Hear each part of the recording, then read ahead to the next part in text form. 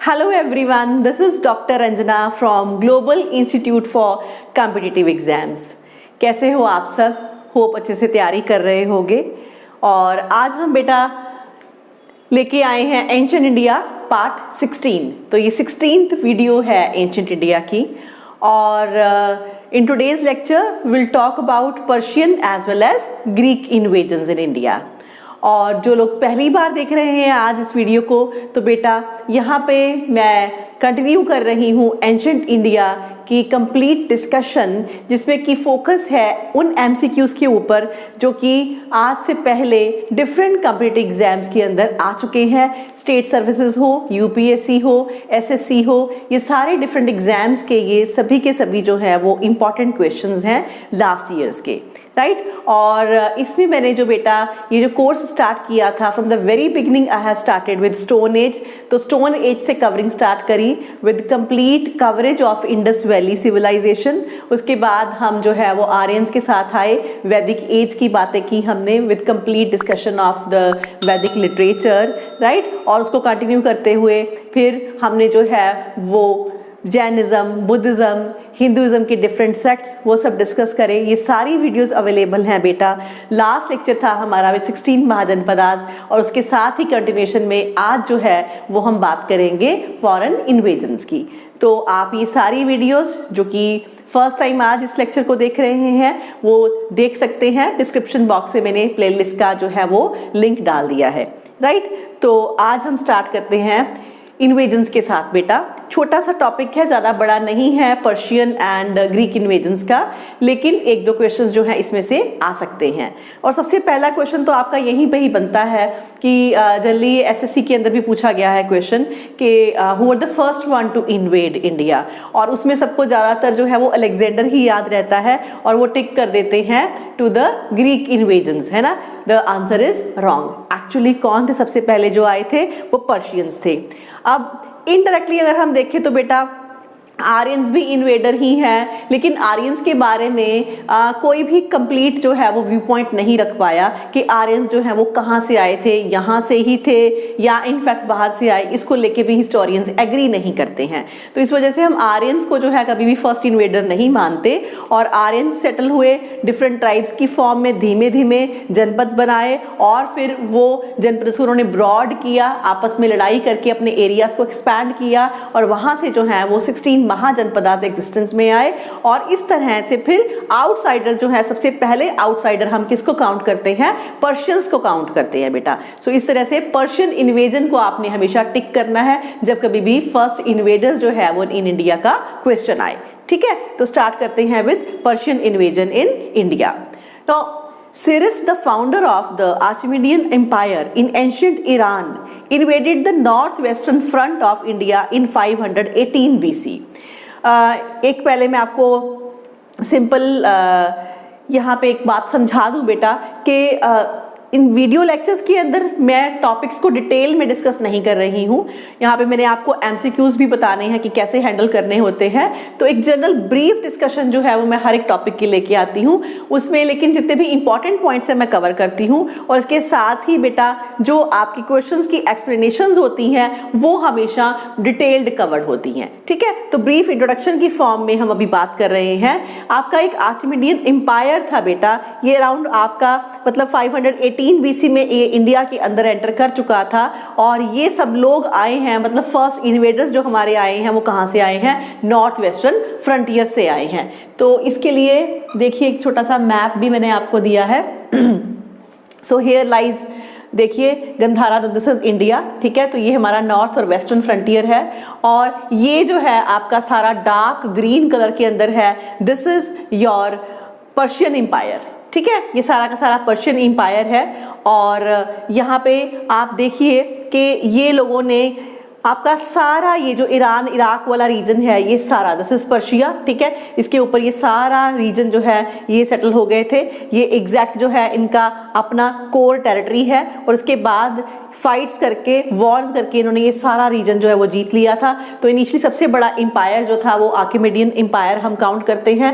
और इनफैक्ट इस तरफ ये देखिए एथेंस है, ठीक है, ग्रीक एम्पायर है। ये इतने स्ट्रांग नहीं थे इनिशियली, पहले पर्शियंस जो थे वो बहुत ज़्यादा स्ट्रांग थे और इन्होंने अपने अपने आप को एक्सपैंड करते हुए, और पर्शिया 539 से 330 BC का टाइम पीरियड है। एम्पायर ऑफ साइरस है यहाँ पे जो हमने दिखाया है डार्क कलर में, और लाइट कलर के अंदर जैसे कि यहाँ पे दिखाया गया है, दीज लाइट कलर जो है रिप्रेजेंट करते हैं डेरियस 1 की इन्वेजन। तो ये डेरियस 1 की इन्वेजन भी अभी हम डिस्कस करेंगे। अब देखिए आप यहाँ पे, तो इंडिया का जो वेस्टर्न पार्ट है, हियर लाइज योर गंधारा, तो गंधारा का रीजन जो है वो पर्शियंस ने अपने अंडर कर लिया था, और इस तरह से ये from the north western part India के अंदर एंटर कर गए थे। ठीक है, तो ये छोटा सा मैप है, just pictorial point of view से आप अपनी मेमोरी को कर सके तो ये आप देख लीजिए। सराउंडिंग में वाटर बॉडीज देख लीजिए, कैस्पियन सी पड़ा है, इधर ब्लैक सी है। ठीक है, तो ये सारा इंपॉर्टेंट आपका रीजन है ट्रेड पॉइंट ऑफ व्यू से भी। ठीक, और ये सारे वाटर्स को भी जो है इसके ऊपर अपना राज करना चाहते थे, और ये सारा रीजन बहुत ही फर्टाइल है इंडिया के अंदर, मैन पावर बहुत ज़्यादा है, और इस वजह से पर्शियंस ने काफ़ी इंटरेस्ट लिया और ये इंडिया की तरफ जो है वो आना शुरू हुए। बहुत ज़्यादा नहीं कंटिन्यू कर पाएंगे बिकॉज इस तरफ फिर एट द सेम टाइम इनकी जो झगड़ा है वो ग्रीक्स के साथ भी होना शुरू हो जाता है। ठीक है, तो ये जस्ट छोटा सा आपका मैप के थ्रू इंट्रोडक्शन है। तो चलिए अब कुछ बात करते हैं। सो ये सीरस था बेटा जिसने कि ये एम्पायर, जिसको कि आर्किमिडीज एम्पायर बोलते हैं, तो आर्किमिड एम्पायर जो है वो बनाया इसने अपना, और पूरा एंशंट ईरान वाला रीजन ये काउंट होता है, और सराउंडिंग सारे रीजन फिर इन्होंने जीत लिए। इनफैक्ट ये एंटर कर गए थे upper part of your Egypt also, और ये सब जो है इंडिया के अंदर इनकी एंट्री जो है प्रॉपर यहाँ पे स्टैब्लिश होने का ईयर है 518 BC। साइरस का अपना ईयर जो है वो हम अराउंड जो है वो 550 BC काउंट करते हैं। ठीक है, BC है तो ऑब्वियसली ये बैकवर्ड चलती है, तो 518 BC तक ये नॉर्थ वेस्टर्न में इंडिया में एंटर हुए। At that time there were many small provinces like Gandhara, Kamboja and Madra who were constantly fighting one another. और इंडिया में स्पेशली जो हमारा नॉर्थ वेस्ट पार्ट है वो कभी भी हम उसको कंसोलिडेट नहीं कर पाए। ठीक है, वो हमेशा बटा ही रहा है। तो 16 महाजनपदास का ही टाइम है, और यहाँ पे आपकी गंधारा, कंबोजा, मद्रा ये सारे जो है वो जनपद एग्जिस्ट करते थे, स्ट्रॉन्ग थे लेकिन बेटा बहुत छोटे थे, और आपस में ही इनफैक्ट ये लोग लड़ते रहते थे। तो कभी भी ये इकट्ठे नहीं हुए, यूनाइट नहीं हुए किसी भी फॉरेन इन्वेडर के खिलाफ। Right, at that time Bimbisara of the Haryanka dynasty was ruling over Magadha. तो इस टाइम पीरियड में हमने बात भी की है बेटा पहले लेक्चर में कि मगधा जो था वो सबसे ज्यादा स्ट्रॉन्ग महाजनपदा था, और हमारी फर्स्ट डायनेस्टी जो है वो हर्यंका डायनेस्टी आ चुकी है उस टाइम तक, और ये सारी डायनेस्टीज वगैरह हम मौर्यास के अंदर नेक्स्ट लेक्चर के अंदर डिस्कस करेंगे। राइट, तो हर्यंका डायनेस्टी जो फर्स्ट डायनेस्टी मगधा की थी, और इसका जो है वो रूलर बिंबिसार था, और बिंबिसार के साथ ही डायनेस्टी स्टार्ट हुई। राइट, तो ये रूल कर रहा था उस टाइम पे। Now Cyrus succeeded in bringing under Persian control all the Indian tribes west of the Indus. So west of the Indus river mainly जो ट्राइब्स थी, स्पेशली गंधारा, इसको जो है ओवर पावर कर लिया था साइरस ने। तब पंजाब, सिंध वर अनेक्स्ड बाय डेरियस 1, और उसके बाद जो इसका बेटा है ये रिस्पॉन्सिबल है पंजाब और सिंध को जो है वो अनेक्स करने के लिए। याद रखिएगा स्पेसिफिकली रेफरेंसेस को। सो डेरियस 1 ने इसको अनेक्स किया, और ये साइरस का जो है वो ग्रैंडसन था। Now son of Darius Xerxes could not move ahead with the further conquest of India because of, लेकिन आगे ये इंडिया की तरफ जो है वो अपनी कंकेस्ट को नहीं बढ़ा पाए। ठीक है, because they were at war with the Greeks, क्योंकि ये ग्रीक्स के साथ जो है वो तब वॉर के अंदर इंगेज हो गए, क्योंकि ग्रीक्स भी अपने आप को एक्सपैंड करना चाहते थे। इनफैक्ट यहाँ पे हमें रेफरेंस मिलता है कि ग्रीक्स के साथ जब इनकी लड़ाई हुई तो उसमें इंडियन सोल्जर्स भी इन्वॉल्व थे, क्योंकि इंडियंस को जो है वो ये ऑब्वियसली गंधारा वगैरह को ये अनेक्स कर चुके थे। राइट, तो इंडियंस ने भी वहां पे पार्टिसिपेट किया, and he had employed Indian cavalry and infantry. Right, so cavalry, infantry जो है घुड़सवार और जो आपके पैदल सैनिक हैं, ये सब भी जेरस ने एम्प्लॉय किए थे वाइल फाइटिंग अगेंस्ट ग्रीक्स। ठीक है, लेकिन यहाँ पे ग्रीक्स जो है वो स्ट्रॉन्ग निकलेंगे, और धीमे धीमे पर्शियन एम्पायर जो है वो बहुत ज्यादा वीक हो जाएगा। अब थोड़ा सा ये भी जान लेते हैं बेटा कि पर्शियन इन्वेजन का इंडिया के ऊपर क्या इम्पैक्ट हुआ। So first of all trade between India and Iran grew, obviously हमारे ट्रेड रिलेशंस जो है वो स्ट्रांग हो गए। इन्होंने पूरा का पूरा नॉर्थ वेस्टर्न रीजन जो है वो ओपन कर दिया, पूरी दुनिया को बता दिया कि इस रीजन को फॉलो करते हुए, इस एरिया को फॉलो करते हुए इंडिया के अंदर एंटर किया जा सकता है। Then Kharosthi script was brought to north west India by Persians. Yes, तो एक प्रॉपर स्क्रिप्ट जो है खरोष्टी इसको बोलते हैं बेटा, ये पर्शियन स्क्रिप्ट है जो इंडिया के अंदर आई। और इनफैक्ट आगे चल के हम देखेंगे कि अशोका की जो है इनफैक्ट जो इंस्क्रिप्शंस है वो बहुत सी इवन खरोष्टी स्क्रिप्ट के अंदर भी लिखी गई हैं। And hence some inscriptions of Ashoka were written in Kharosthi script in these parts, right. In fact ये जो कंसेप्ट ऑफ राइटिंग इंस्क्रिप्शन है उसके पीछे भी कहीं ना कहीं जो मोटिवेशन है वो पर्शियन एम्पायर की ही है बेटा। Then Kharosthi script is derived from Aramaic script, तो जो खरोष्टी है इसका लिंक अरेमिक स्क्रिप्ट के साथ है which is written from right to left, और ये भी राइट टू लेफ्ट जो है वो लिखी जाती है। Influence on sculptures specially on pillars like bell shaped capital. Yes, तो जो स्कल्पचर्स हैं, मौर्यन स्कल्पचर्स हैं, उसके ऊपर काफी ज्यादा इम्पैक्ट है पर्शियंस का, ठीक है। जो पिलर्स हैं, है ना, पिलर्स इरेक्ट करना, और पिलर्स यही नहीं कि सिर्फ किसी पैलेस के अंदर, है ना, इवन सिंपली स्टैंडिंग पिलर्स जो हैं वो भी पर्शियन इन्फ्लुएंस है। और पिलर्स के ऊपर जो है एक बेल शेप्ड कैपिटल बनाई जाती है, ठीक है, बेल शेप्ड स्ट्रक्चर दिया जाता है। इसका भी स्ट्रेट वे जो है वो मोटिवेशन जो कि अशोकन पिलर पे पड़ा है वो पर्शियंस का ही माना जाता है, ठीक है। तो आर्ट एंड आर्किटेक्चर पे भी पर्शियंस का जो है काफी हद तक इम्पैक्ट रहा बेटा, right. So this is short discussion regarding Persian invasion. अब बात करते हैं रिगार्डिंग ग्रीक्स बेटा। ग्रीक्स कह लीजिए या अलेक्जेंडर इन्वेजन कह लीजिए, ठीक है। So Alexander 356 BC to 323 BC was the, ये इसका टाइम पीरियड है, ठीक है, birth and the death. And he was the son of Philip of Macedonia. So अगर हम ग्रीस के अंदर बात करें, वहां पे एग्जैक्ट जो टेरिटरी है दैट इज मैसेडोनिया, उसका जो किंग था वो था फिलिप, और फिलिप का आगे बेटा था Alexander, and he became king in 336 BC। So Philip की भी जो डेथ हो जाती है पर्शियंस के साथ लड़ाई करते ही होती है। और इसके बाद जो है वो बहुत छोटी एज के अंदर ही अलेक्जेंडर को राजा बनाया जाता है 336 BC के अंदर।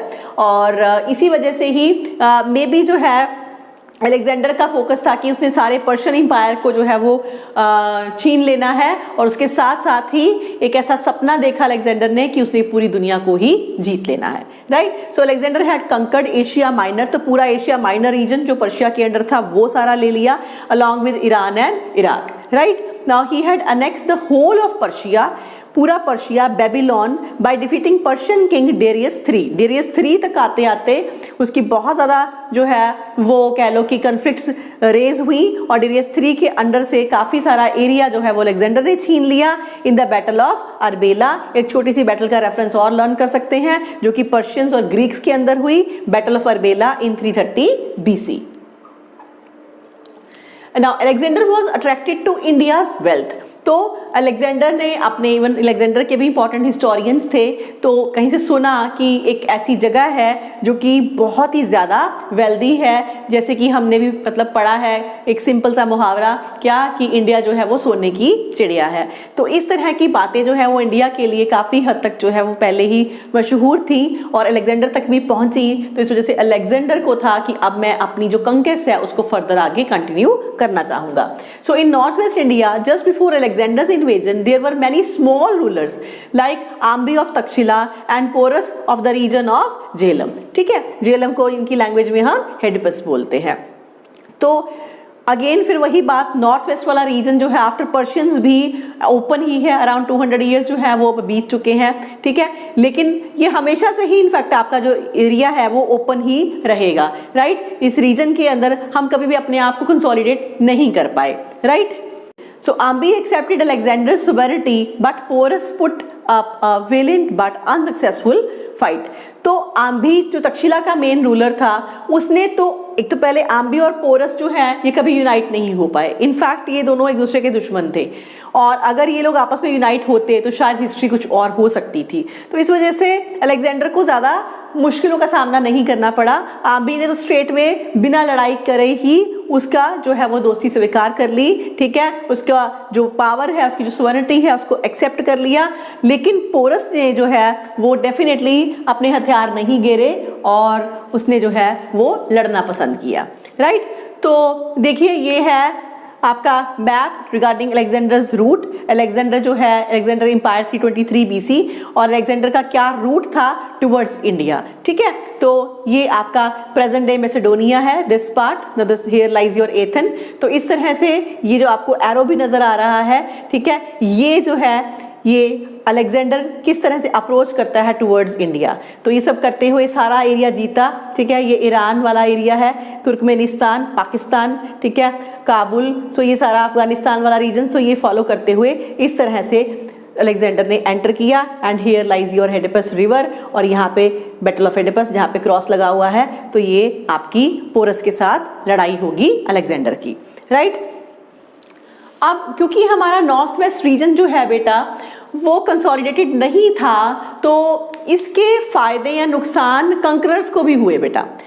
अगर हम इसका पॉजिटिव देखें from the conqueror's point of view, तो ये है कि कभी भी किसी भी जगह में अगर किसी यूनाइटेड एम्पायर को हराना होता है तो ज़्यादा पावर की ज़रूरत होती है, ठीक है, क्योंकि फाइट बहुत ज़्यादा होगी अगर आप किसी स्ट्रॉन्ग एम्पायर के अगेंस्ट लड़ रहे हो।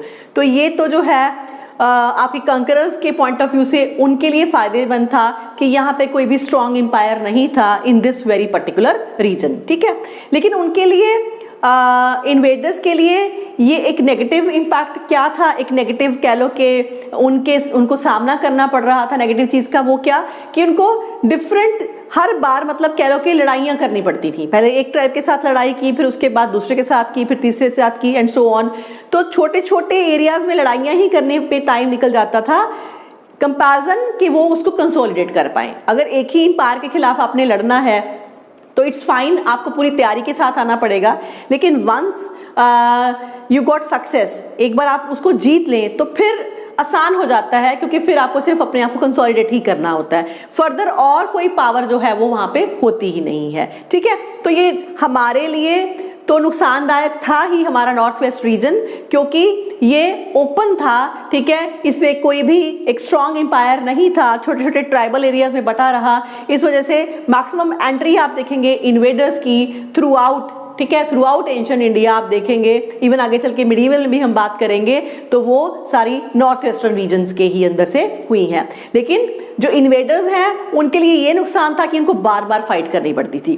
तो शुरुआत में ऑब्वियसली आपका अलेक्जेंडर का सामना हुआ आम्बी के साथ, चलो वहाँ तो उसको कोई दिक्कत नहीं हुई, लेकिन पोरस के साथ जो है बहुत स्ट्रॉन्ग फाइट हुई और the battle between him and Porus is called the battle of Hydaspes, ठीक है। ये झेलम रिवर को ही हम बोलते हैं ग्रीक्स में, and it was fought in 326 BC on the banks of Jhelum River. Alexander was so impressed with Porus' fight that he granted him his territories back. तो और उसने जो ऑफर कर दिया पोरस को कि वो अपना साम्राज्य जो है वो वापस ले सकता है। तो हम कह सकते हैं एक तरह से कि उसने उसके सामने, पोरस के सामने दोस्ती का हाथ बढ़ाया, रादर देन के ये शो करना कि मैं जो है वो बहुत स्ट्रांग हूँ और तुम्हें जो मेरे सामने अपने हथियार गिरने पड़ेंगे। तो इस तरह का जो है वो इंटरेक्शन तब उनके बीच में नहीं हुआ, राइट। तो इसी वजह से पोरस को जो बहुत इंपॉर्टेंस दी जाती है हमारी एंशिएंट हिस्ट्री के अंदर, right. So after that Alexander's army crossed the river Chenab and annexed the tribes between Ravi and Chenab. तो वही मैंने आपको बताया, डिफरेंट ट्राइब्स के साथ जो है बार बार अलेक्जेंडर को लड़ना पड़ रहा है, but his army refuse to cross the river Beas and revolted. सो इस वजह से अब यहाँ तक आते आते जो अलेक्जेंडर की आर्मी थी उसने जवाब दे दिया कि अब हम कंटिन्यू नहीं करना चाहते इस फाइट को, अब हम एक बार वापस अपने होमलैंड जाना चाहते हैं। और ये कौन सी जगह पे थी एग्जैक्टली बेटा? ब्यास रिवर, क्योंकि अब झेलम, चनाब, रावी, अब फाइनली ब्यास तक आते आते इन्होंने मना कर दिया कि हम इसके आगे नहीं जाएंगे। और इन टर्म्स ऑफ हिस्टोरियंस बहुत सारे रीजंस थे। एक तो यही है कि for the last very 10 years, ठीक है, दे वर फाइटिंग, और दूसरा कहीं ना कहीं उनको ये भी पता था कि आगे जो मगधा एम्पायर है वो जो किंग्स हैं, जो कि उस टाइम पे नंदा जो है वो चल रहे थे, महापद्म नंदा, तो वो बहुत ज़्यादा स्ट्रॉन्ग हैं, ठीक है। तो सोल्जर्स को इस बात का पता था कि आगे जो उनका सामना होने वाला है वो बहुत ही स्ट्रॉन्ग एनिमी के साथ होने वाला है, जिसके लिए अब वो बहुत थक चुके थे। तो इस वजह से अलेक्जेंडर को ना चाहते हुए भी वापस आना पड़ेगा, राइट।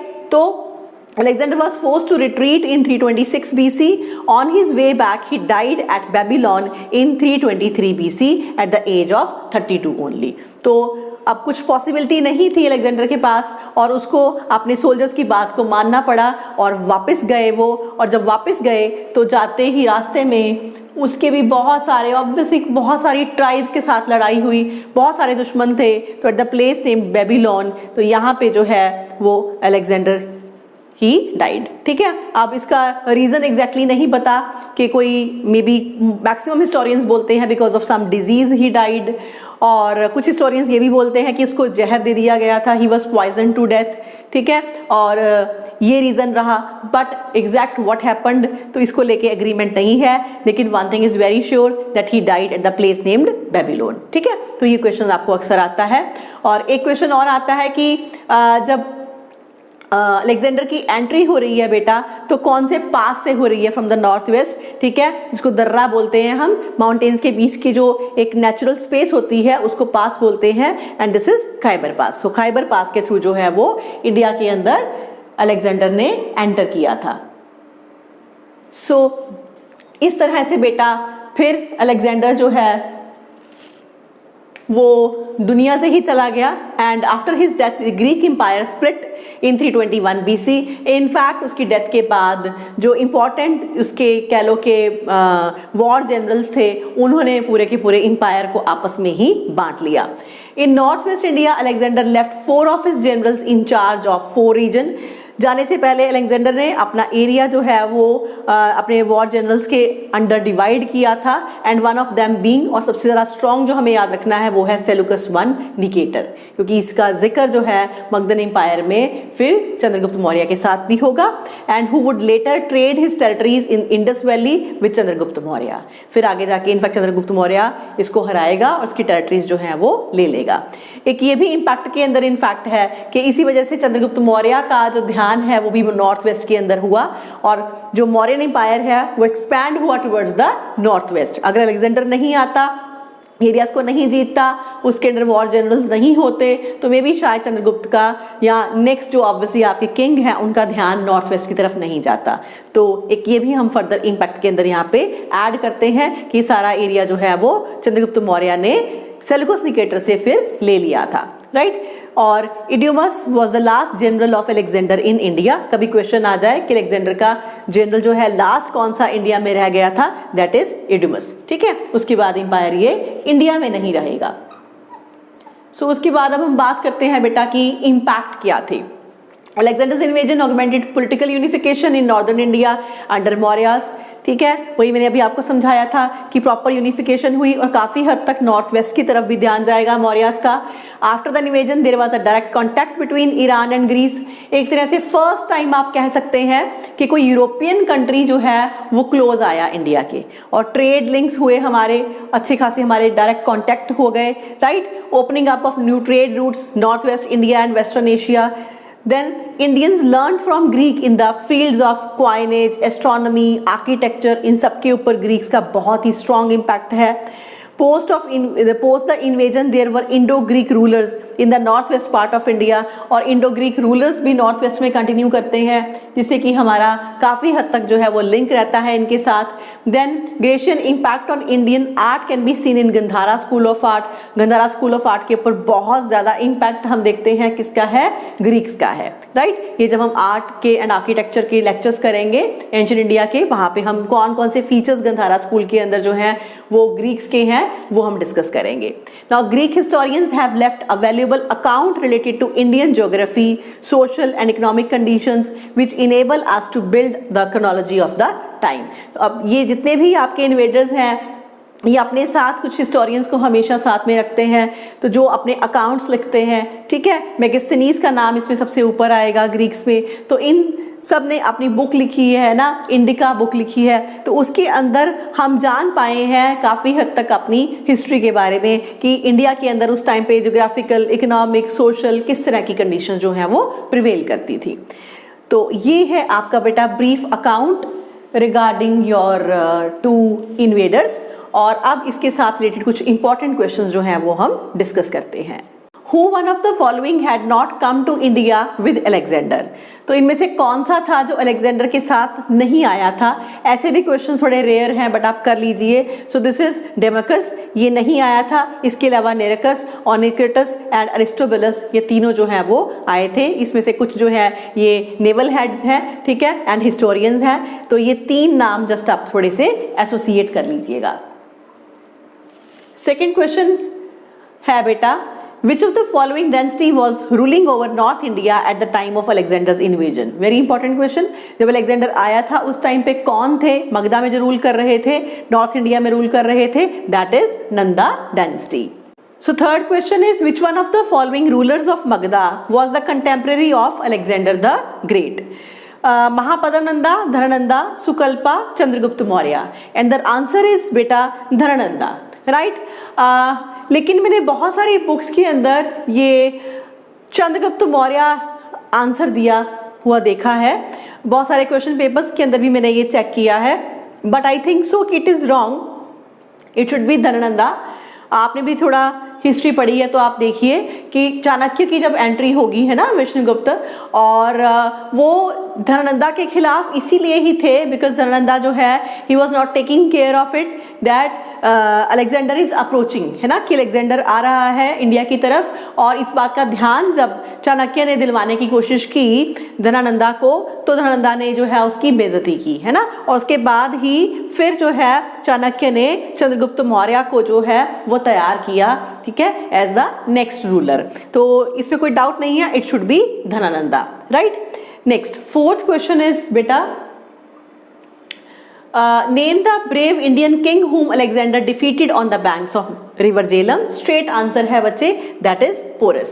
तो आपको देखने में लग रहा होगा कि इतना सिंपल क्वेश्चन है, मैम ने क्यों लिया, लेकिन बेटा ऐसे सिंपल क्वेश्चंस भी आते हैं, ठीक है, इसको आप अंडर एस्टिमेट नहीं करते और इसको थोड़ा ध्यान से करना है। क्वेश्चन पूछा क्या गया है उसकी वर्डिंग को देखने के बाद फिर आंसर करना है। तो इस सिंपल लेवल के क्वेश्चंस भी आपको आते हैं, लेकिन अब अगर आपने पढ़ाई ही अच्छे से नहीं की तो आप आम्भी और पोरस के अंदर सोचते रह जाएंगे, है ना। तो थोड़ा सा ध्यान से पढ़ाई करिए और सिंपल क्वेश्चन तो बिल्कुल जस्ट अ केक वॉक जो है वो आप कर लीजिए एग्जाम में। नेक्स्ट है, Alexander sources in India was due to the following. Okay, success क्या कारण थी अलेक्जेंडर की, अलेक्जेंडर क्यों सक्सेसफुल हो पाया, ध्यान से देखिए। There was no central power in India at that time, बार बार बोल रहे हैं हम, ठीक है, खास करके नॉर्थ वेस्टर्न रीजन में कोई सेंट्रल पावर नहीं थी। He had a superior army, right, without any doubt. पूरा का पूरा एम्पायर जो है वो अपना लेके चल रहा था, पर्शियन एम्पायर को खत्म करा उसने, तो इस वजह से उसकी आर्मी बहुत सुपीरियर थी। He was helped by the traitors in treacherous Indian rulers, yes, ठीक है, इंडियन रूलर्स ने भी जो है वो सपोर्ट करा। अब जैसे हम आम्बी की ही बात कर लेते हैं। And fourth is he was a good administrator. अब एडमिनिस्ट्रेटर अच्छा था ये तो कोई रीजन नहीं हम कह सकते कि इस वजह से वो सक्सेसफुल हो पाया इंडिया में। So it should B 1, 2 and 3। Fourth जो है वो सुपरफ्लुअस है, इसको करने की जरूरत नहीं है, राइट। चलिए नेक्स्ट है, the first successful invader who annexed the Punjab territories to his empire. तो अब हम पर्शियन एम्पायर की तरफ ये क्वेश्चन लेके आ रहे हैं, ठीक है। सो स्ट्रेट आंसर है Darius 1। Next, who said that Indians do not know the art of writing. Yes, this is Megasthenes, ठीक है, मेगिस्थनीज के रेफरेंस में आया कि उस टाइम पे इंडियंस को नहीं पता था आर्ट ऑफ राइटिंग का, और आर्ट ऑफ राइटिंग के मेन रेफरेंसेस हमें अशोका के साथ मिलते हैं बेटा।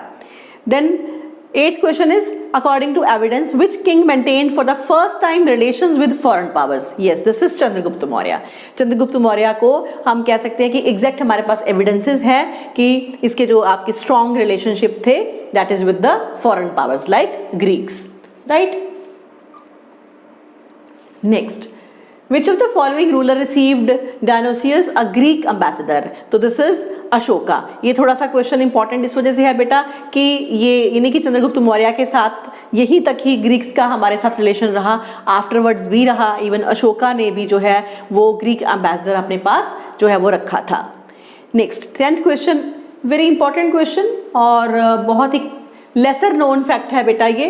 The two Indian deities described by Megasthenes as Dionysus and Heracles are identified respectively with. तो मैगस्थनीज ने भी अपने ग्रीक गॉड्स का जिक्र किया जो कि उसी तरह से सिंबलाइज करते हैं as with that of two Indian Hindu gods. तो वो कौन सी डाइटीज हैं? This is Shiva and Krishna, right. So explanation देखिए, जो हेराक्लिस है is regarded as Shiva. Heracles को वहाँ पे शिवा के साथ जो है वो सिंबलाइज किया गया बिकॉज लाइक मैगस्थनीज ने इसको अपने राइटिंग में लिखा।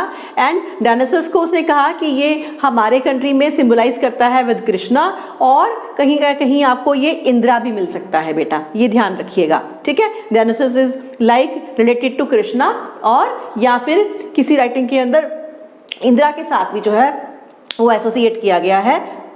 लेकिन अब इन ऑप्शन के अंदर अगर हम देखें तो इंद्रा एंड यमा आ गया, तो इस वजह से हम इंद्रा को नहीं ले सकते। तो straight way this is Shiva and Krishna, ये दो जो है आपके डाइटीज के साथ सिंबलाइज किया है मैगस्थनीज ने दो ग्रीक गॉड्स को, ठीक है। तो ये है हमारे आज के इंपॉर्टेंट क्वेश्चंस बच्चे, और ये ज़रूर आप जो है सिस्टमेटिकली करिए एंशंट हिस्ट्री को, कोई भी पार्ट को मिस मत करिए, चाहे वो छोटा है या बड़ा है या उसके अंदर से एक क्वेश्चन या दो क्वेश्चन ही आ सकते हैं, इस पॉइंट ऑफ व्यू से नहीं, आप कंप्लीट जो है कंटिन्यूएशन के अंदर हिस्ट्री को कवर करिए जैसे कि मैं आपको करवा रही हूँ, ठीक है। तो अभी नेक्स्ट वीडियो में हम कंटिन्यू करेंगे मगधा एम्पायर के साथ। इन द मेन टाइम आप इस वीडियो को करिए, और एक चीज़ और बेटा, आप ज़रूर रिवाइज करा करिए जो भी आपने पहले किया था। और अभी मैं कंसिस्टेंट रहूँगी बच्चा, ये सारा मटेरियल जैसे कि मुझे कुछ रिक्वेस्ट भी आ रही हैं कि आप ये टेलीग्राम पे डाल दीजिए, तो अगर कोशिश हो पाई तो मैं मटेरियल वहाँ पे भी डालूंगी। और इसके अलावा मेरी जो है एक ऐप है, वहाँ पे भी आपको अवेलेबल मिलेगा। और कुछ भी अगर आप चाहते हैं स्पेसिफिकली एडिशन जो है, तो आप मुझे कमेंट सेक्शन में बता दीजिए, और कौन सी स्पेसिफिक जो है चैनल के थ्रू आप चाहते हैं आपके लिए ज़्यादा यूजफुल होगा ये मटेरियल जो है इसका PDF लेना, तो वो भी मुझे आप कमेंट सेक्शन में बता सकते हैं, ठीक है। तो मिलते हैं नेक्स्ट वीडियो में, till then thank you so much.